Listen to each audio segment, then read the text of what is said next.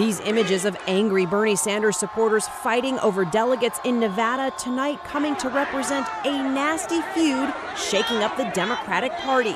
Now, let me just make it simple for you. The Sanders people thought the vote was going to be at 10, or that particular issue was going to be decided at 10, but it gets decided at 9:30. They'd like to bring it back up and go, wait.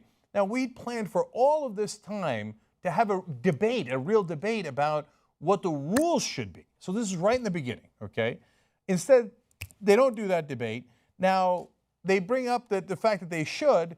Now, Lang is going to respond to that, and she's going to pretend to do a voice vote.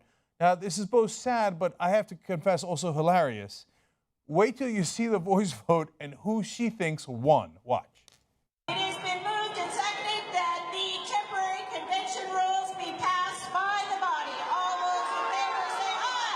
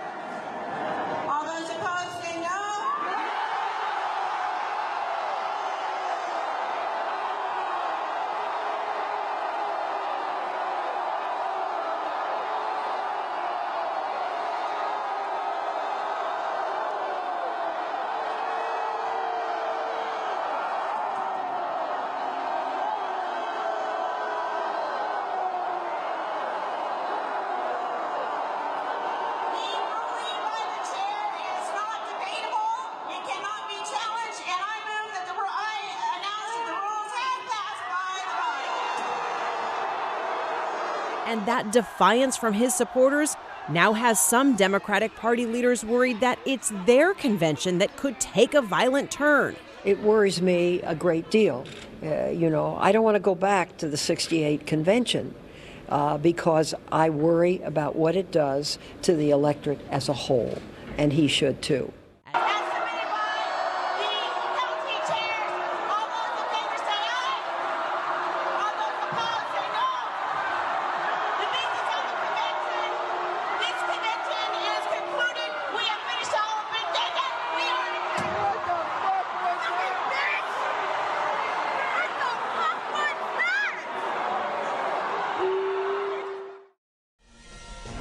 This past weekend was the Nevada conventions. Okay, I think we'll do that. Do you have any reaction to that? Senator Bernie Sanders in Puerto Rico today being asked about that contentious Nevada state convention, being asked by NBC's Danny Freeman today. Senator Sanders not wanting to talk about it at that point. They did ultimately put out a Sanders campaign defiant statement saying their supporters were wronged in Nevada this weekend. They were not treated fairly. The DNC put out its own statement today expressing concern for what the Nevada party says it went through, including the threats to the state party chairwoman.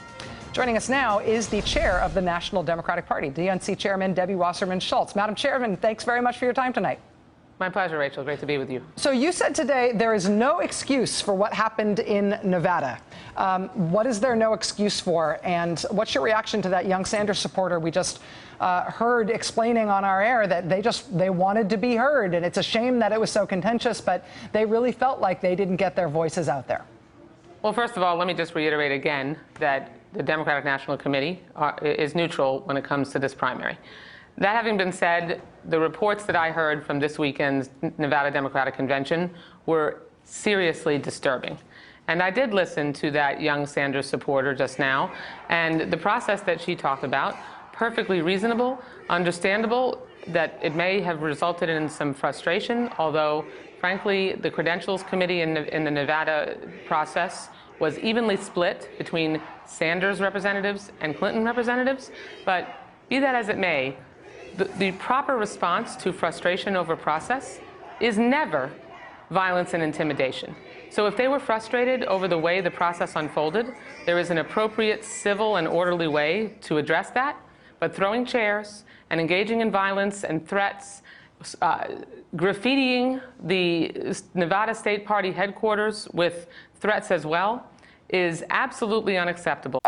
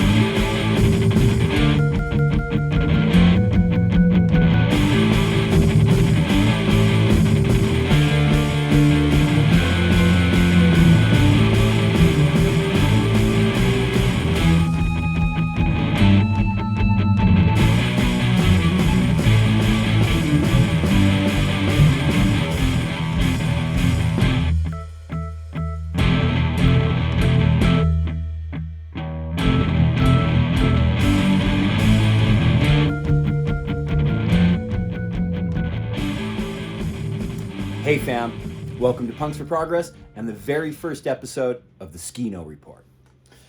Well, what is the Skeeno Report? Well, first of all, the word Skeeno is is a day one Reno punk rock term. It's the term that was used from way back in the day, like in 7 Seconds era in the very early 80s, to refer to the Reno punk rock scene. It actually was skate and ski Reno hardcore, Skeeno hardcore. And so this show is an homage to that heritage. And it's also just to let people know the perspective that we're coming from over here. But it's a perspective on essentially all of Nevada, but more specifically, Northern Nevada, and even more specifically, Reno. That's where I live. I am going to be getting up in the shit of a lot of politicians, of a lot of so-called journalists, and doing my best to boost and elevate any voices from the houseless community, from the indigenous community, the prison population. These will be huge focuses of the Skeeno Report. Now, for this first introductory episode, though, this is going to be fun. There's a journalist here in Nevada. His name is Jon Ralston. He's essentially become synonymous with Nevada politics on a national level. MSNBC, CNN, Fox, I mean, literally all of them treat Jon Ralston as this sort of Nevada guy for politics.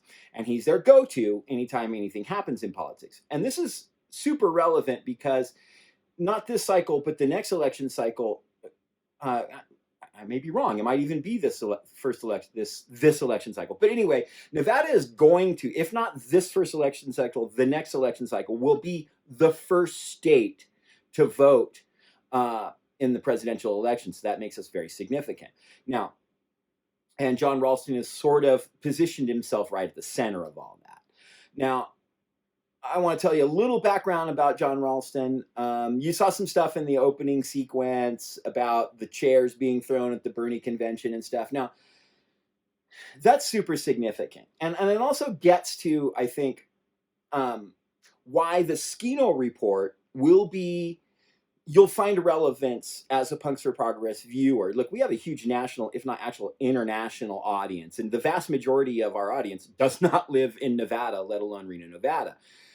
But I think that the things that I'm going to be bringing and that I'm going to be covering, like this Jon Ralston story, are significant and relevant to national politics and what's happening nationally.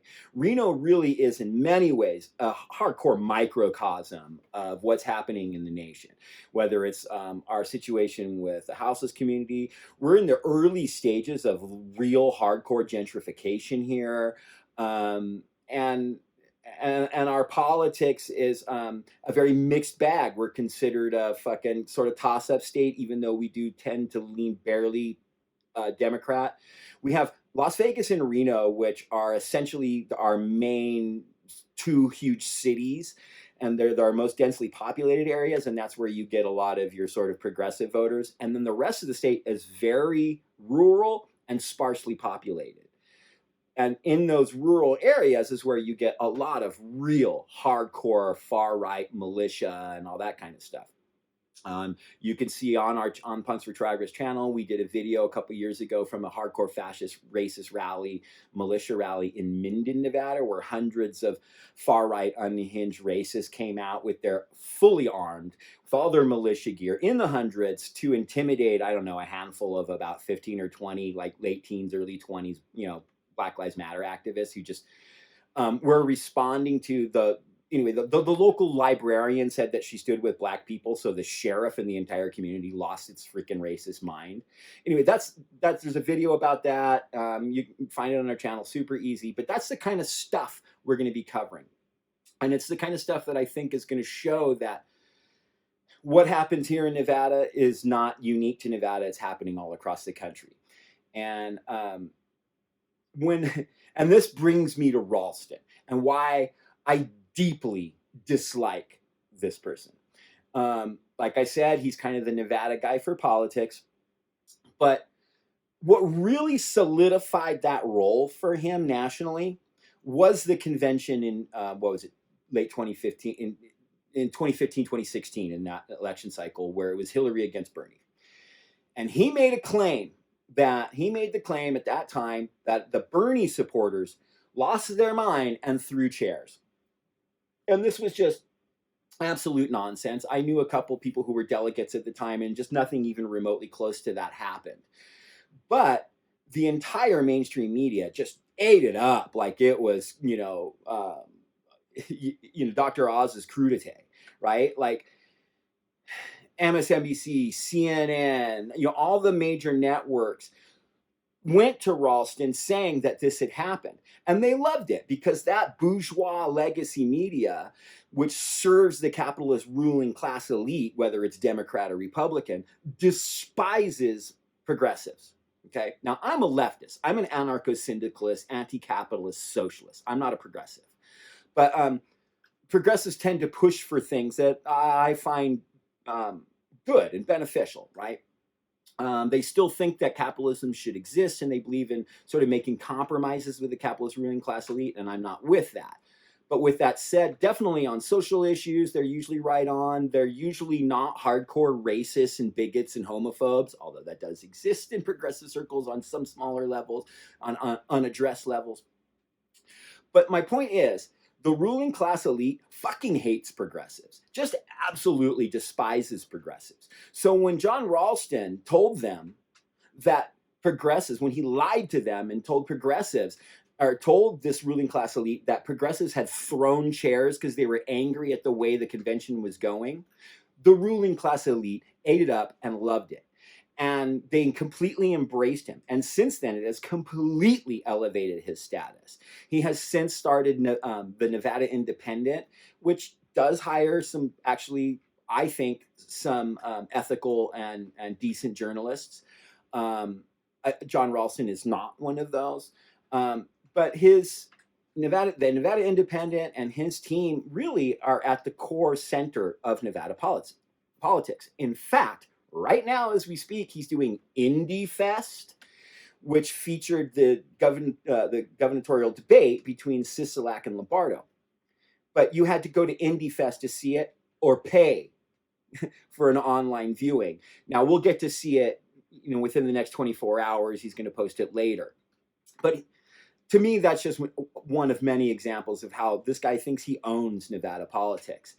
And I don't like him. And I made that very clear to him on a number of occasions. And now what we're going to get into today is a series of tweets in which I confronted him not only on the chairs, but on the fact that he is a right of center in his politics. He is right of center in his politics. Now, he thinks that because he regularly gets trolled by and is happy to denounce and talk smack on the extreme far-right lunatics, the hardcore fascist lunatics like your Marjorie Taylor Greene types and Lauren Boebert types. And in Nevada, those types, we have those here.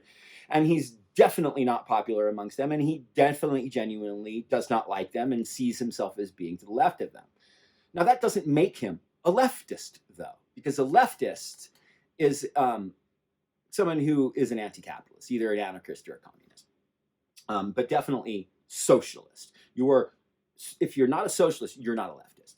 If you're a pro-capitalist that's on the, that really, is good on social issues and bigotry and stuff, you're just a centrist. That's what liberalism, that's what progressivism is.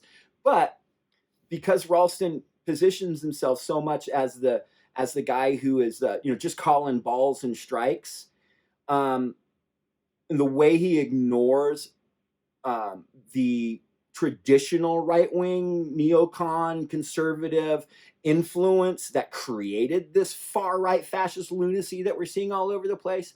His position and his framing on that dichotomy, which you'll see elements of that in these tweets that I'm going to share with you, really exemplifies that he truly is right of center. He's not a full-on fascist. He's not a, far-right lunatic. Like I said, he's right of center.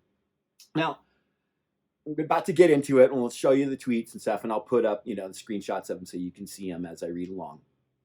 But this exchange took a couple fun turns. What is her name? Alicia something from TLC's Sin City, I don't know, some reality bullshit TV show. She got on and tried to defend him and really tried to do a hardcore takedown on me with some hardcore gaslighting and sexism and like misogyny from this. Anyway, it was really stunning, and I'll show you all that. I wrecked her attempt at trying to chime in on a political discussion.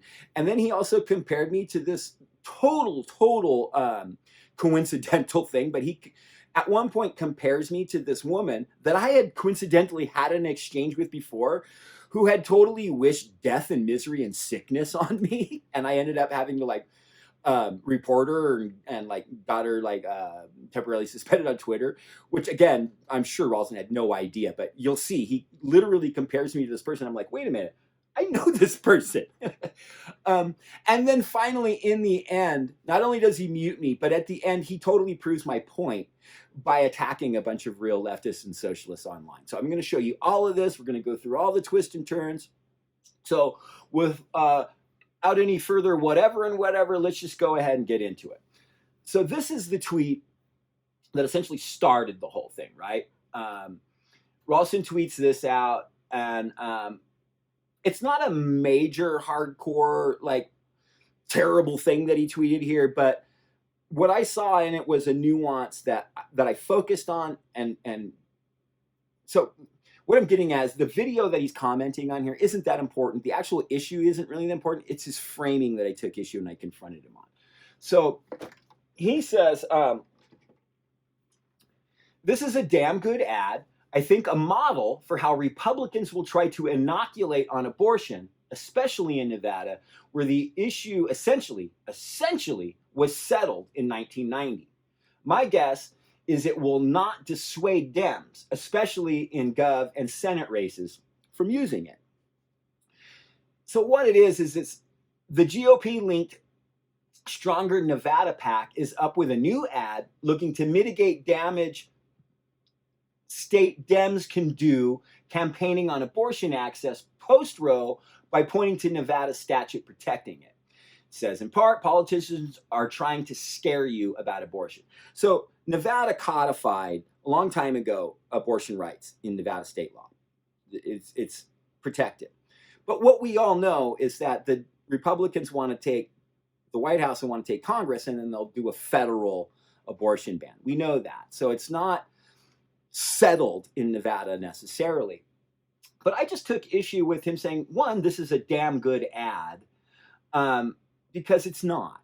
It's very weak framing that doesn't have legs. And again, that's not super relevant. That's not super damning on the part of Ralston. But to me, it showed that how quick he was to not only praise the quality of the ad, which I'm not going to show it to you. It doesn't matter. I guess it's produced well. But the sentiment is not damn good. It's weak and it's not working. And so I just took issue again with his framing.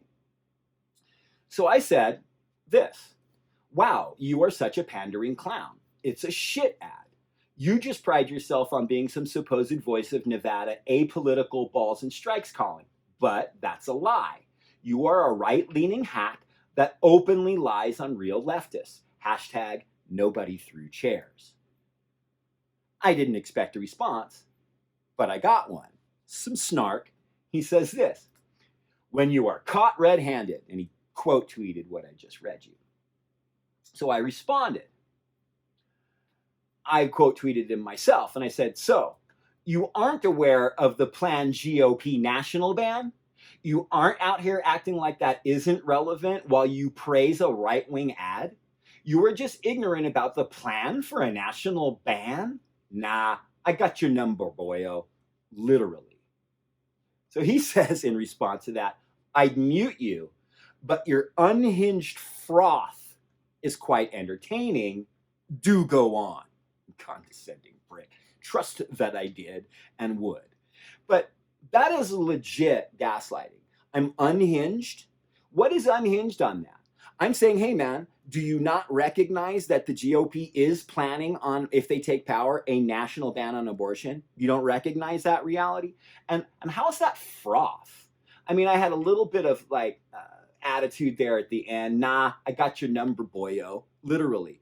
But that's a giggly snark. That's not froth. And it's most assuredly not unhinged. Unhinged meaning like you take the door off so it falls and creates chaos, right? I'm not detached from reality in that way. And nothing in that tweet should be indicative of that. But something about it bothered him. And that's why he had to gaslight me, right?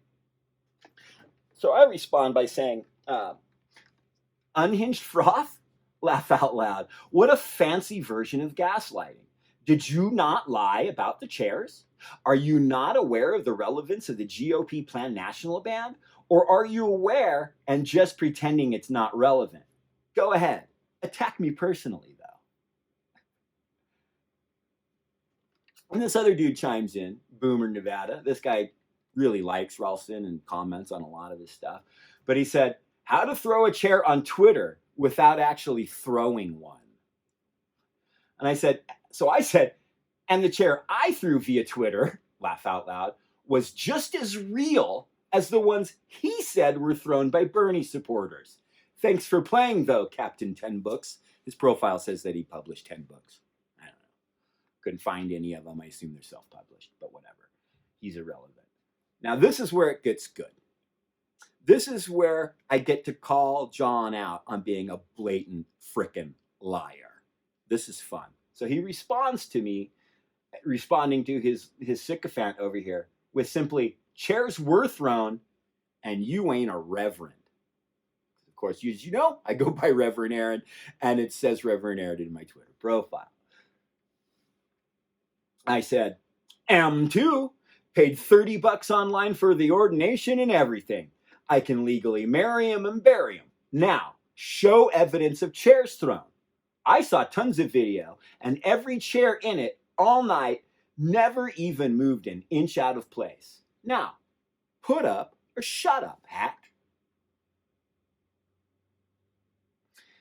And this is where I started bringing in, I thought I had this here. Hold on just a second. So I brought in some, well, first of all, I'll go ahead and show you this. This was fun because I had just received this email from the people I had gotten my ordination from. And this is it. It's the 8-year anniversary. Greetings, Reverend Aaron. Another year, another cheer. That's right. It's now been 8 years since you became an ordained minister. We can't believe it either. Neither can I. Time really does fly when you're having fun, doesn't it? It's been a while since we've been in touch, and we just wanted to check in and see how things are going. Have you been taking full advantage of your status as a legally ordained minister? Great email, and it has a copy of my certificate, my ordination papers, which I actually have. But that covers that. Now, what I was trying to find is, well, I'll just go ahead and do this, and then I can put it up on the screen later. So he says chairs were thrown, and you ain't a reverend. Well, I just proved that I am a reverend. But I also can prove that chairs were not thrown. And you'll see down here, Snopes begs to differ, a lying right-wing hack. False. But that's not all. So I said, also, let's just leave this here. You're a verifiable liar, a hack journalist, and you use your unethical lie to win favor with the bourgeois legacy media that froths at any prospect of shitting on real progressives. And this is a link to NPR, fact-checking his claim of throne shares as false. So that's 2. I got Snopes saying he's a liar, and I got NPR saying he's a liar. Well, he just ignores all that and focuses on the fact that I refer to him as right-wing or right of center, right? He says, if we can't agree what wing I am on, can we at least agree I am a hack? I want to be a uniter, not a divider. God, again, this condescending dude. So this is when he shared,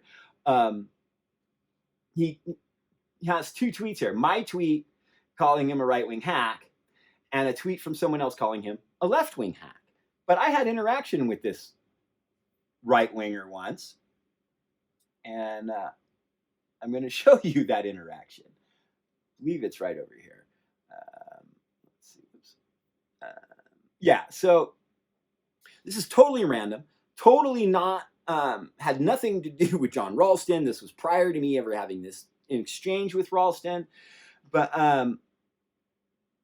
I was just talking to some people that were talking about how every business, right-wingers are convinced that there's in Nevada especially, are convinced there's no small businesses anymore. That when Governor Sisolak shut down the state for, a few weeks, in my opinion, opened up way too early to cater to the casino lobby.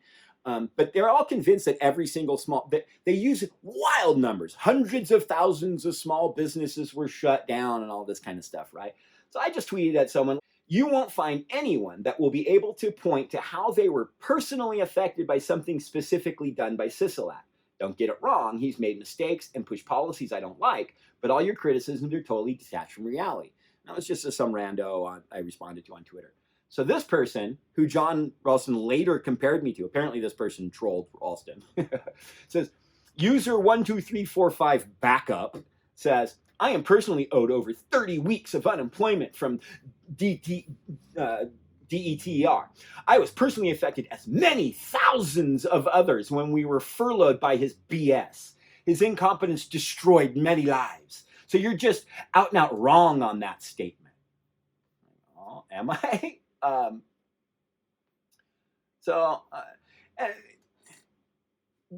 We had a few exchanges. I don't need to go into it because I was trying to understand, what are you like? Were you a business owner? Did you work for someone? I couldn't get it. And what it comes down to is her employer dragged their feet on her back pay during the lockdowns. Ultimately, she got it, but they dragged her feet on it. But she wants to blame Sisolak on it, and that's the one thing she could point to as evidence that the whole state was destroyed by the lockdown. So I said, laugh out loud. Tell me how your back pay is specifically the result of a Sisolak policy and name the policy. The governor isn't in charge of unemployment claims. You know that, right? Now, name the specific Sisolak policy that you were directly affected by, or go fuck yourself. And then she comes back and says, I wish you a long winter of vaccine side effects. May your days be short and miserable. So wow, what a wonderful person you are. When you can't answer basic questions, you wish imaginary horrible sickness on others. You should be deeply proud of yourself. Now, I, of course, reported that. She blocked me after threatening misery on me, as you can see. But I still submitted the report, and yes, they found a violation. Okay, so I just thought that was really kind of a weird, coincidental kind of thing. I'm like, and I didn't even notice when Ralston originally tweeted, us side by side comparing us to each other. I didn't notice it until much later when I started putting all these tweets together to do this video. And I'm like, oh shit, I actually knew her, or not knew her, but I had an interaction with her. So anyway, thank you for indulging that weird off the wall side tangent. But if you notice, he also, in comparing me to her, he puts in, but he cuts off the Snopes fact check, which I found fascinating. But now, this is where we're going to get into Alicia Jacobs. She chimed in and responded on this thread of me calling him out and calling him a right of center and a liar. And she says, I think you mean red-nosed. By the way, I've known Ralston reports a good many years. I still have no idea whether he leans left or right. More fun that way. Hashtag pandering clown. She called me a pandering clown. And he says, thanks for that, old friend. Now, to me, this is everything. This response from Alicia Jacobs is why Jon Ralston lied about those throne chairs at that convention. It's why he lied on progressives and Bernie supporters, so that he could have access and entree into these types of circles. Now look at her profile. She's an entertainment reporter for MSNBC, CNN, and Headline News, co-star of TLC's Sin City Rules. To you, Las Vegas is a weekend. It's a strip club, a bachelor party, a gambling spree. To me, it's home. I'm one of the women who runs this town.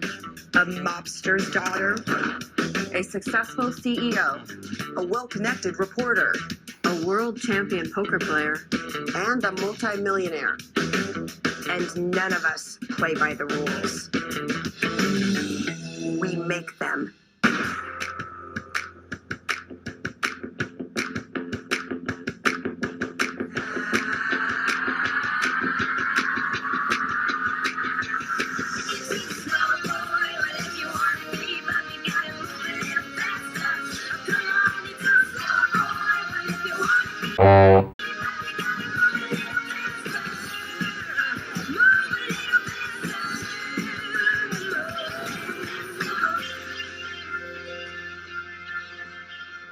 Co-star of TLC's Sin City Rules, a UNLV alum, American Cancer Society, good for her, American Animal Rights, good for her, and Miss Nevada USA and Mrs. USA, which normally I wouldn't diss someone for being a beauty queen or a pageant winner, but don't come at me with politics and try to attack my politics and my grasp on it when your bona fides are being a beauty queen and an entertainment editor and a reality TV star. Okay, so I didn't take well to her. I said entertainment editor that has zero political science education can't figure out if the right-leaning guy is left or right or not. Makes absolute sense. There is no reason whatsoever to believe that you have any substantial grasp on what defines left or right. And who exactly would I be pandering to, laugh out loud? Do you even listen to the words you use publicly? Why don't you go report on some vapid celebrities, cash your big old blood money bourgeois media check, and leave politics to people who actually grasp the basics of it? Oh, this is good. So she then retweets something I had tweeted earlier, calling out Jon Ralston's gaslighting. You know, when he talked about the froth and the unhinged. So she retweets that and says, ditto. Can't discern from Reverend Aaron's profile page their age or gender. Now, first of all, Aaron is my name. That is traditionally the male spelling of the name Aaron and has been, I don't know, for thousands of years. But whatever.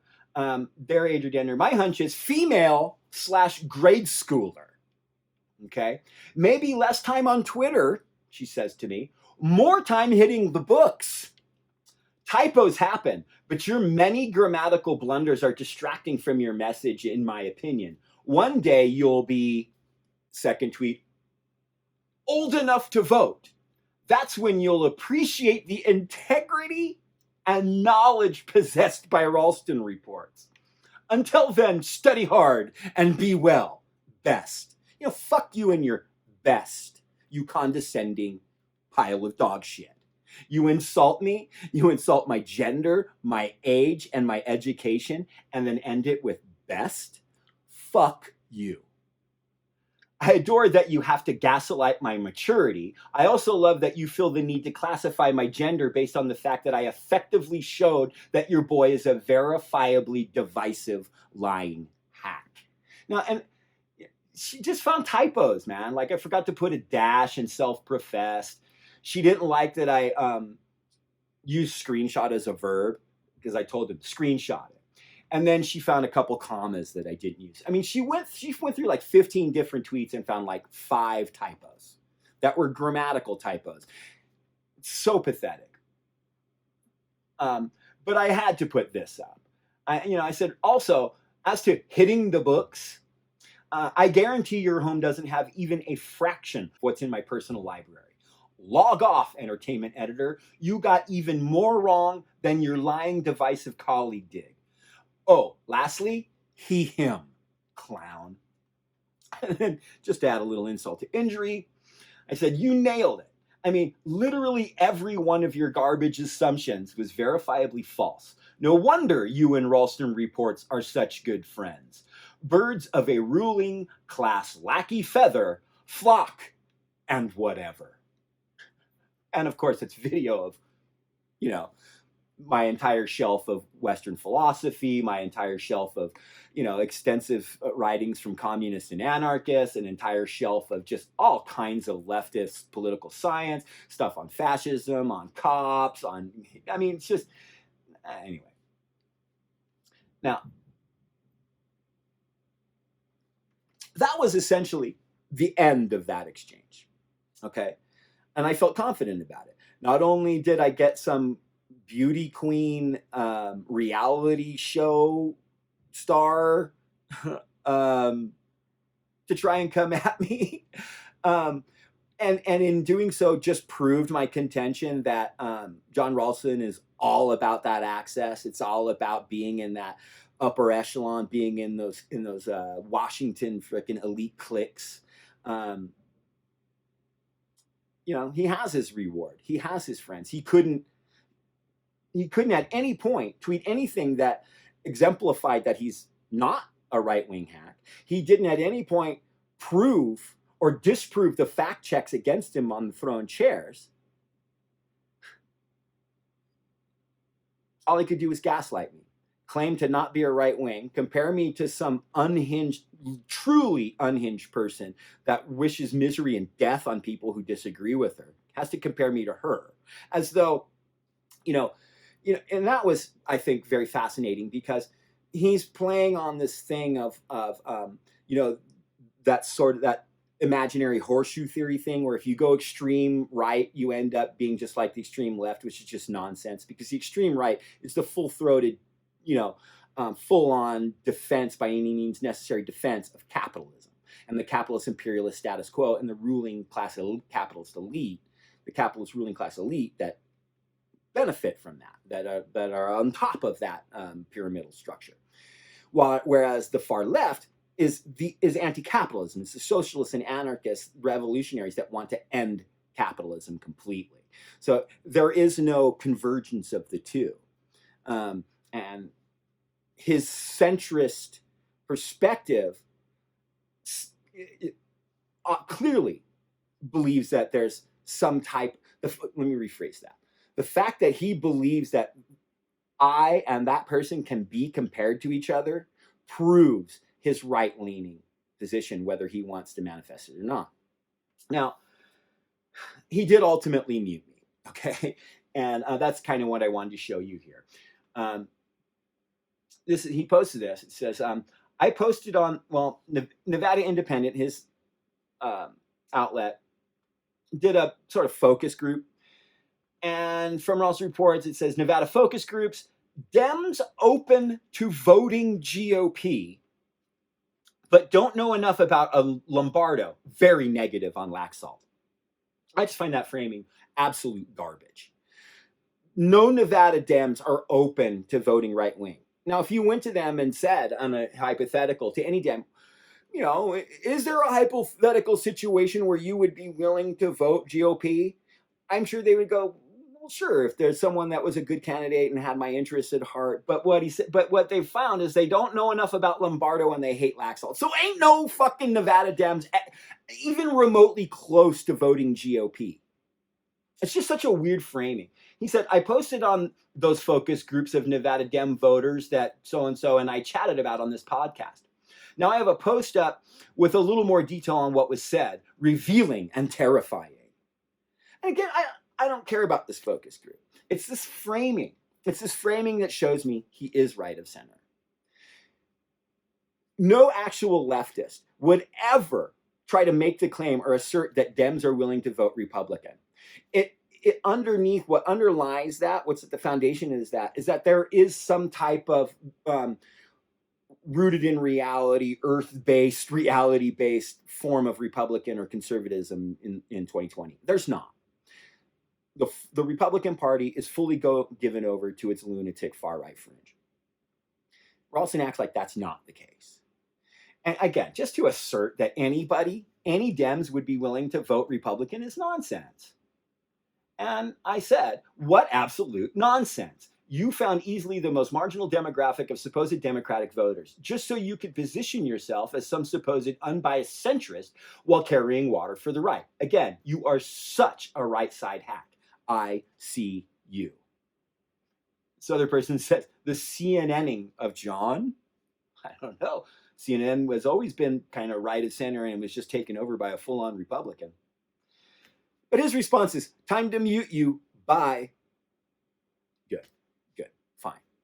So what this guy can't take criticisms. He can't come back and illustrate or exemplify how specifically I'm wrong. He can only gaslight me and mute me.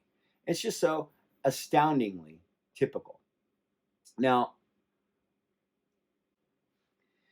again, so he mutes me, which just, Jon, you should have blocked me, because I'm going to continue to put like fact checks against you, the Snopes stuff and NPR on your threads. You just won't see them, but other people will. Like, I'm going to link this video on your shit and you're not going to see it. You should have just blocked me so I can't do that. Now I can criticize you to your followers without you knowing it. You have no idea what you're doing. But this was, I don't know, a few days ago. And what this does, and this is the last thing I'm going to show you for this episode. But this truly exemplifies that he's not a leftist at all, that he is definitely right-leaning. So the Nevada DSA essentially took over the Nevada Democratic Party. And the elite establishment here is bitter as fuck about it. I have very serious criticisms with the Nevada DSA. That's a whole nother video in and of itself. But they want to hold Bezos accountable. We have a huge Amazon distribution center here in northern Nevada, and it does nothing to contribute to the state of Nevada. And these DSA people are calling it out, and they want to hold Bezos accountable, and they want to see fucking, Amazon pay some goddamn taxes for this massive tax subsidized distribution hub we built out here. On my money and your money, you people who live in Nevada. Okay? Now, so they're calling it out. And Jon Ralston, so they say, up to the workers, or up the workers, down with Jeff Bezos, seize Bezos' billions, take Amazon into democratic public ownership. So they want to nationalize Amazon and seize a shit ton of his billions of dollars that he made off of tax subsidies and not paying taxes. So Jon Ralston says in response to that, always good to hear from the Las Vegas Democratic Socialists whose members run the Nevada Democratic Party. Frothing bitterness much, Jon Ralston? They agree with their Seattle comrades that Jeff Bezos' billions should be seized and Amazon should be taken into democratic public ownership. Try socialism, everyone. Wow. Not a right-winger, though, right, Jon Ralston? So I said, remember when you muted me for categorizing you as a right of center, and then the very next day you picked a Twitter fight with leftists because they want to hold Bezos accountable? It took you less than 24 hours to prove me right. Laugh out loud. Right-wing fucking hack. And the coup de grace, the icing on the right-wing hack fucking cake. This dude tweets out, these unhinged, triggered socialists in my mentions make me want to throw a chair. Now, before I get into my response to that is a incredibly loaded tweet. First of all, they're unhinged. Why are they unhinged? Because they want to reallocate all the billions that we basically gave to Bezos and use it for the people of Nevada. He calls them triggered because that's an ableist, gaslighting, piece of shit thing to to say to someone and to saddle onto someone. They present a coherent policy position, and you refer to them as triggered, which is something that happens when someone who has been subjected to serious trauma is someone who has lived through something very traumatic, and then it shows something that reminds them of that, and they can have a very serious emotional breakdown as a result of that. So to refer to them as triggered and unhinged is so incredibly unprofessional, completely lacks integrity, and ultimately proves that he's right-wing. But that's the last thing. Make me want to throw a chair. No, let me tell you, let's be real. If people had thrown chairs, that is an incredibly, truly unhinged and violent act. And I think it would be traumatic. I've been in a room when people threw chairs. When I saw Sick of It All and Biohazard, the Mason jar in Phoenix, Arizona, chairs were thrown. It was incredibly traumatic. People in that room afterwards, the people that got out, it was a huge brawl started by Nazi skinheads. Everyone that was in that room remembers that experience to this day. And I don't know that anyone wants to make jokes about it or make light. The only way I think that you could make light and make jokes, makes me want to throw a chair, is when you know you're fucking lying. If he'd been there, he would have been a target. He's that elite that they would supposedly have been throwing the chairs in anger. He wasn't traumatized by it. He's making goddamn jokes about it while he gaslights people and uses ableist, disgusting ableist language to do it. And you know, again, the whole reason that the implication of the chairs being thrown was even made, the whole accusation was even made, is because the elites, the Democratic Party elites, they were holding vote counts, and it was abundantly clear that the progressive caucuses were far out winning. There were more support, and they were getting higher vote counts than the people that were caucusing for Hillary. And they were incredibly upset, and they were passionate and fevered, and voices were raised. It was an absolute lie. And what nobody ever talks about anymore, this is another reason why the elite loves Jon Ralston so much, is the fact that the Hillary caucus and the elite Democratic establishment were lying about the vote counts from the supporters in comparison to Hillary supporters. And the second he said, oh, they threw chairs, nobody ever talked about that again. His national platform was massively boosted. He now has a huge website that is basically the core voice of Nevada politics, which we need as a people to unify to change. And he has the lock. He owned the gubernatorial debates this year. It's disgusting. And he's a liar, and he's a right-wing hack. And anyway, thanks for hanging out. This has been the Skeeno Report. Go fuck yourself, Jon Ralston. You ain't heard the last of me by any stretch. All right. Much love to you, fam.